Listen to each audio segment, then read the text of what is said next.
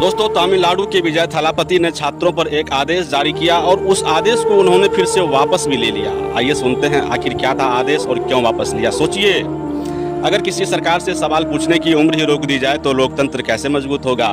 तमिलनाडु से एक बड़ा मामला सामने आया इन दिनों कि वहाँ की सरकार ने कॉलेजिएट एजुकेशन विभाग ने सरकारी आर्ट्स ऑफ साइंस कॉलेजों के अधिकारियों को निर्देश दिया कि छात्रों और युवाओं को लेफ्ट पार्टियों और कॉकरोच जनता पार्टियों यानी सीजेपी के आंदोलन और प्रदर्शन में शामिल होने से रोका जाए।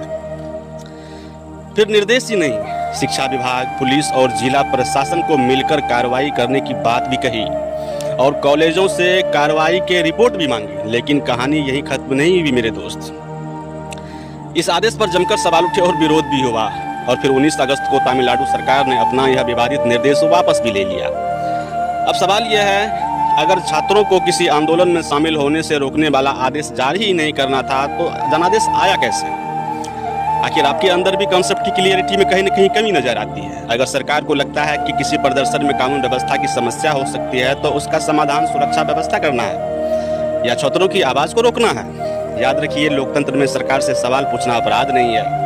छात्र सिर्फ किताबों से नहीं सीखते बल्कि समाज और व्यवस्था पर सवाल करके भी लोकतंत्र की परिभाषा को समझते हैं। इसलिए मुद्दा सीजेपी का हो या फिर किसी दूसरे पार्टी का हो, छात्रों की आवाज़ को दबाना नहीं है, उनकी आवाज़ को सुनना ही लोकतंत्र की ताकत है। और याद रखिए, सरकारें आती जाती रहेंगी लेकिन लोकतंत्र और नागरिकों के अधिकार हमेशा सबसे बड़े होते हैं।